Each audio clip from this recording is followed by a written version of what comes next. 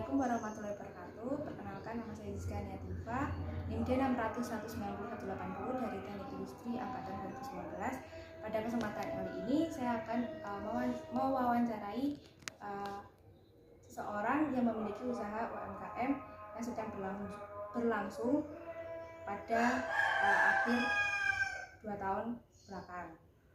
Untuk mbaknya bisa perkenalan terlebih dahulu. Bismillahirrahmanirrahim. Assalamualaikum warahmatullahi wabarakatuh. Perkenalkan, nama saya Sulistiawati. Saya dari toko Mila Grosir Solo yang bertempat di Gagan, Kemplak, Boyolali. Langsung menuju ke pertanyaan pertama. Bisa perkenalan dulu profil usahanya seperti apa? Pertama, Mila Grosir Solo berdiri kurang lebih sekitar 4 tahun yang lalu. Pertama itu Mila Grosir itu masih rumahan itu bertepatan di Perum Polri Gedungan. Terus berkembangnya zaman kontrak di sekitar Gagan itu, dan udah berjalan sekitar 4 tahun ini. Mila Grosir Solo itu usahanya itu pertama dia grosiran baju, bisa grosir bisa ecer sih ngambilnya. Biasanya diambil para reseller itu dan dijual lagi. Terus tambah kayak barang-barang kayak gitu, barang-barang unik kayak gitu, kayak ya peralatan rumah tangga kayak gitu. Terus sama sekarang karena pandemi tambah usaha lagi kayak masker kayak gitu. Untuk ide awal menjual barang-barang seperti itu tuh dari mana, Mbak? Pertama kan di baju. Pertama itu kan juga berawal dari reseller itu, terus akhirnya tahu bakul-bakul yang besar-besar kayak gitu, terus kita ambil yang bakul-bakul kayak gitu, terus kita juga buka reseller, terus banyak-banyak kayak gitu. Terus juga banyak masukan, banyak ide dari para reseller buat buka toko secara offline juga. Terus kita juga buka toko secara offline, terus supaya nggak monoton banget di baju aja, terus kita nambah yaitu barang-barang rumah tangga kayak gitu. Terus sekarang juga merambah ke kosmetik, sama sekarang juga ke masker kayak gitu. Nah, untuk tantangan yang dihadapi selama menjalankan usaha itu apa aja? Tantangannya banyak ya, Mbak. Pertama yaitu kan pandemi itu ya agak omsetnya agak merosot. Nah, terus tantangannya sekarang juga banyak toko-toko online, terus persaingan harga itu sangat ketat. Walaupun beda 500 pun kadang pelanggan juga ini pindah ke yang lain. Kayak gitu sih, Mbak, tantangannya. Nah, untuk pemasarannya sendiri itu melalui apa aja, Mbak? Pemasarannya pertama buka toko offline itu yang pertama. Terus sebelum toko offline itu juga kita aktifnya di ini grup WA itu, Mbak. Grup WA itu kan banyak reseller dari mana-mana, biasanya kirimnya dari situ. Terus marketplace Facebook, terus sekarang tambah Shopee, tambah Lazada, tambah Tokopedia, tambah sekarang Shopee Express. Terus juga ada kadang diambilin sama Grab kayak gitu biasanya. Nah, untuk aktivitas di perusahaannya sendiri itu apakah cuma menjualkan, apa dari perusahaannya ada produksi barang gitu? Kalau produksi sih enggak ya, Mbak. Kita kan kayak ya kayak ngambil barang jadi kayak gitu, terus kita jual. Jadi kita ngambilnya langsung barang jadi terus kita jual gitu, nggak ada produksi. Terus untuk kiat-kiat biar berhasil buka toko seperti yang sudah Mbak jalankan itu apa aja? Saya pertama itu tekun, terus sama ini memperbanyak promosi di, kan sekarang itu kan walaupun Facebook sudah lengser, maksudnya ya nggak lengser banget sih, cuman lebih utama itu yaitu promosi di Facebook itu paling kenceng sih. terus sama yaitu mulut ke mulut sih biasanya kayak gitu. Berarti untuk media pemasaran yang paling banyak peminatnya itu dari Facebook. Itu paling cepet mesti dibanding Instagram. Instagram juga ada sih, terus sekarang juga merambah ke Telegram, grup-grup Telegram kayak gitu, tapi lebih akuratnya, bukan lebih menjamak ke semuanya, itu lebih cepatnya itu di Facebook.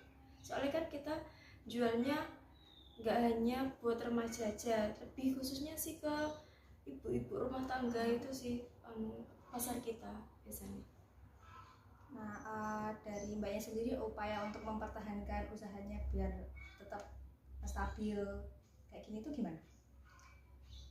Pertama ini kan banyak persaingan, terus banyak harga, yaitu kita ini berusaha untuk menyamakan harga. Maksudnya nggak kalau di toko sini turun kita harus nurunin, itu enggak. Maksudnya kita bersaingnya itu secara sehat. Jadi kalau misal harga dari sana segitu, ya sebisa mungkin kita menyamakan harganya gitu.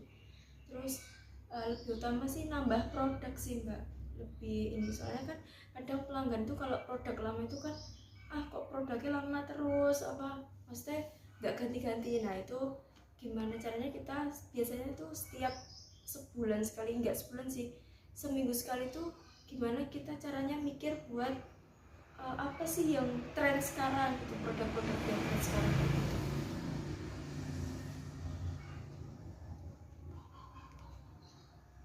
Mungkin itu aja sih mbak terkait pertanyaannya untuk mengenal usahanya dari mbaknya. Ya.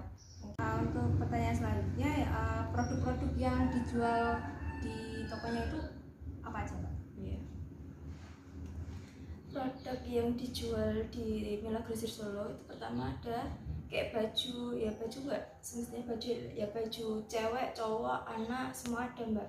Terus kayak barang-barang rumah tangga itu kayak ya ada panci, ya ada apa ya, wajan kayak gitu. Terus tambah masker, terus tambah juga ada kosmetik, ada kan ini mau lebaran. Nah biasanya itu kalau mau lebaran itu nambah kayak super mie itu ada, terus kayak jeli-jeli lebaran sama sirup, terus kue-kue kering kayak gitu biasanya kalau mau lebaran. Karena untuk pengambilan barangnya itu apakah dari Mila Grosirnya itu ngambil ke distributor yang konteksnya udah cukup besar, atau dari kayak barang yang dibuat rumahan kayak gitu? Rumahan kayak gitu ya. Ini Mila Grosir ini ngambilnya langsung dari ini importir, biasanya dari Cina, importir Cina itu. Terus selain itu juga apa ya, biasanya ada kayak distributor misal ada dari Surabaya, terus ada dari Jember, ada dari Solo juga ada kemungkinan. Terus kalau barang-barang rumahan kayak gitu biasanya ada kayak apa ya, kayak bakul gitu loh mbak, bakul rumahan itu kayak ibu atau bapak mungkin itu biasanya ada yang menawarkan kayak produksinya dia di rumah seperti keset kayak gitu. Biasanya kalau memang harganya terjangkau dari si pembuatnya itu terjangkau, biasanya kita ambil. Itu juga ada ngambil di rumahan, biasanya kita ngambilnya tuh keset-keset kayak gitu. Terus kayak apa ya, sofa bayi itu juga ada produk dari rumahan. Terus sama ini apa, sarung bantal, sarung guling kayak gitu, biasanya banyak yang dicari, biasanya kayak gitu kalau dari rumahan. Berarti nggak hanya di produksi perusahaan yang udah gede gitu ya? Oke, terus pemasarannya itu udah sampai mana aja? Kalau pemasaran itu kan kalau ini ya mbak, online itu kan banyak yang tahu. Biasanya kan kita itu ngirim itu paling jauh ke Lampung, Jambi itu pernah, sama pernah juga di ini apa sih namanya, luar negeri, biasanya di Malaysia, biasanya ada yang kayak order baju kayak gitu dari sana. Terus kalau misalkan masker itu juga yang ngambil tuh kan ini ya bakul-bakul besar-besar. Nah itu biasanya ada yang dari mana, Semarang, terus ada yang dari Karanganyar, pokoknya sekitar Solo, sama biasanya ada juga di luar. Dan kita kadang kan juga ini melayani pengiriman biasanya lewat ekspedisi kayak gitu. Nah itu untuk kayak semacam reseller itu udah ada berapa banyak ya? Nggak bisa ngitung kalau gitu, nggak bisa ngitung soalnya. Berarti udah ada cukup banyak ya Mbak? Banyak. Ya untuk jumlah karyawan yang bekerja di Mila Grosir itu sendiri ada berapa? Kalau di Mila Grosir itu di kiosnya itu sekitar 7 orang di kios.